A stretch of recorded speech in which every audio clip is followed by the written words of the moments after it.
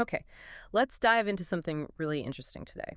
We're looking at the unique world of qualitative research. We're drawing on this great editorial from the Academy of Management Journal that, helps clarify what makes qualitative work so different, especially if you're maybe more used to quantitative stuff.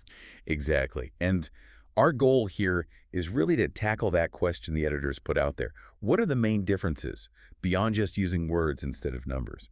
If a colleague who only does quant work asked you, they pulled together thoughts from some top qualitative authors, and we're bringing you the highlights. Right, so let's start where the source does the most significant difference, they call it, how theory gets built. Yeah, this is key. Qualitative papers, they typically build theory inductively. It's kind of like starting with the clues and figuring out the story. You develop the theory from the data.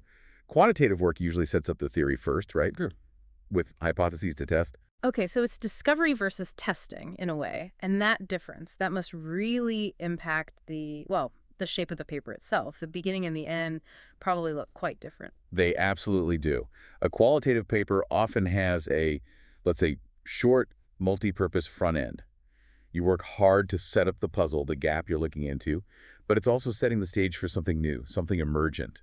The main thrust, the biggest punch, as they say, comes later. In the back end. Exactly. A long, robust back end. That's where you really connect the dots, weaving the data you analyzed with the theory that's emerging and linking it all back to existing literature. There's a classic paper they mentioned that used a table really effectively to show the findings and list propositions. Super clear way to show the theoretical contribution. Okay, that makes sense structurally. But what about the process? The source mentions things like comprehensive, personal, and transparent methods in telling the story. That seems different too. It is. Yeah. And it brings up a good point. How do you show your work is solid, rigorous, when the methods aren't as standardized?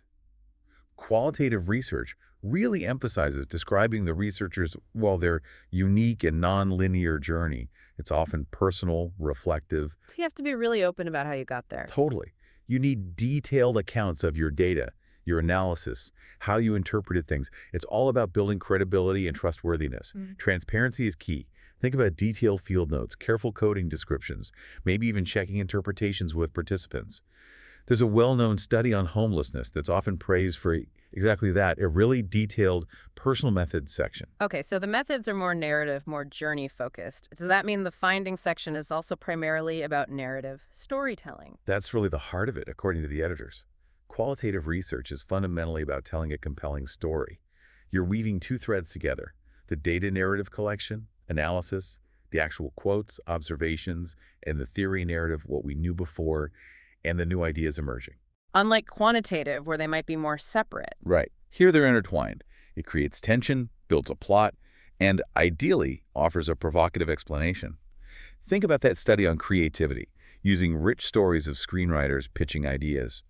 That really brought the findings to life. This whole thing sounds much less like following a strict plan from day one, more like sculpting. That's a great analogy. The editorial talks about embracing the process, not just the plan. Quantitative work often involves meticulous planning and then execution. Qualitative work, it's iterative, it's exploratory. You often make discoveries while you're writing. Even the peer review process can become part of shaping the final theoretical contribution, like a co-creation. Like constantly reworking the clay. Exactly like that, allowing the final form to emerge through the process. So, putting it all together, inductive theory, personal methods, storytelling, this iterative process. Qualitative research really does sound like its own distinct way of knowing, bringing nuanced stories to light. It really is. And if you think about the bigger picture, this way of thinking, this sculpting approach, allowing theory to emerge from rich description, it makes you wonder, how could that enrich other kinds of inquiry, even heavily quantitative fields? It's about seeing this story, not just the data points. Maybe ask yourself, what important narratives are we missing if we only look for answers we've already decided are the important ones?